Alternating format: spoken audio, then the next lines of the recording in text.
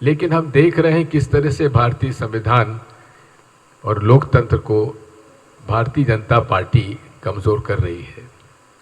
अनेकों ऐसे केस हैं जहां वर्षों तक केस अदालत में रहते हैं और उनको चालान तक पुटअप नहीं होता है।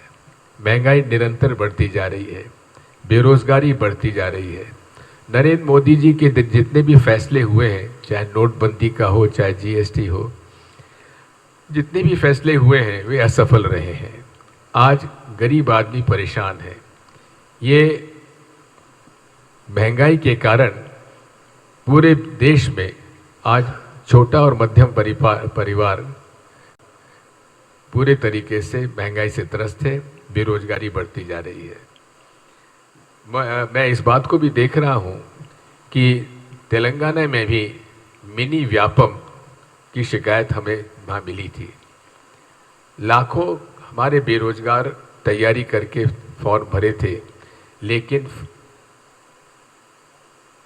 जो हमारे एग्जामिनेशन पेपर्स में घपला हुआ, जिसकी वजह से एग्जामिनेशन कैंसिल हुए, उसमें सामान्य छोटे लोग तो गिरफ्तार हुए, जो लोग मास्टरमाइंड थे वो उन पर कोई कार्रवाई नहीं हुई है।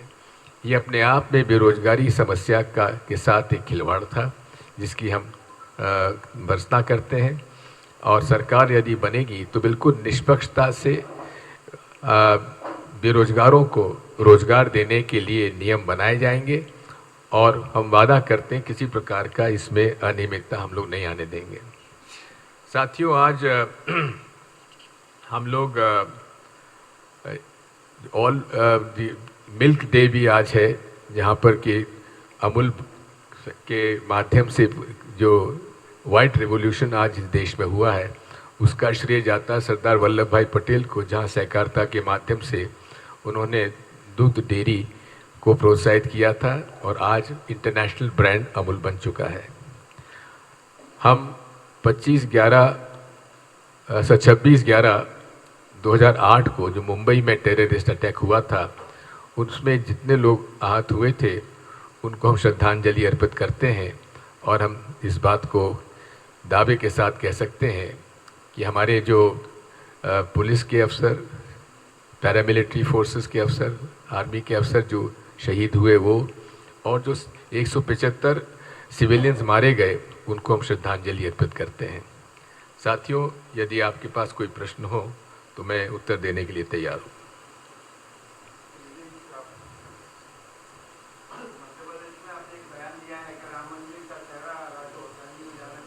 जी,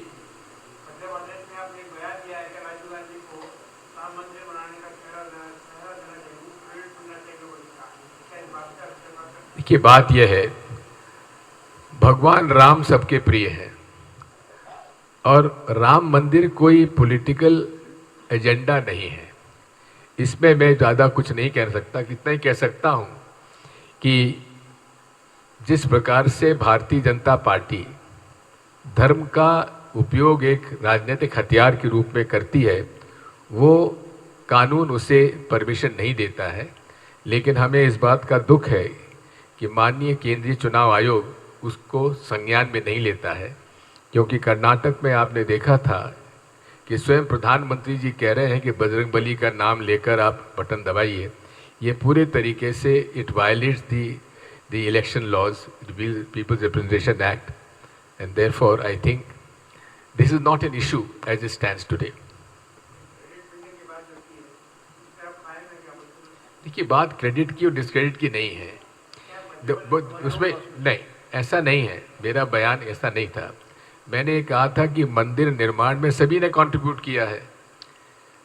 जहाँ मुख्यमंत्री शिवराज सिंह चौहान ने 1 लाख रुपए दिए, मैंने 1,11,000 रुपए दिए मंदिर निर्माण में, तो इसलिए, लेकिन वो कोई पॉलिटिकल या चुनाव का इशू नहीं है। जी, क्या करने के लिए? करीब निकट लाने के लिए।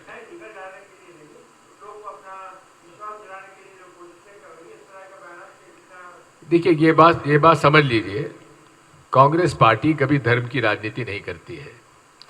हम लोग हर व्यक्ति को अपने धर्म का पालन करने का कॉन्स्टिट्यूशनल राइट है। हर व्यक्ति को उसके आस्था के अनुसार अपना धर्म का पालन करने का अधिकार है। इसलिए मैं उन सभी पार्टियों का विरोध करता हूं जो धर्म के नाम पर वोट मांगते हैं, क्योंकि ये हमारे इलेक्शन लॉज के विपरीत है। Thank you.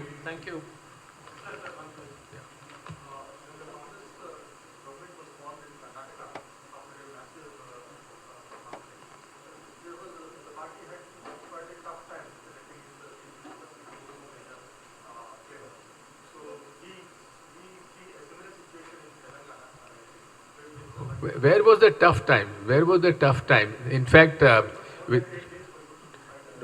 it is usually the meeting is called, the MLAs are called, they are consulted, and then a conscious decision taken. So that is taken. Now, as far as Madhya Pradesh is concerned, by and large, there is a consensus on the name of Mr.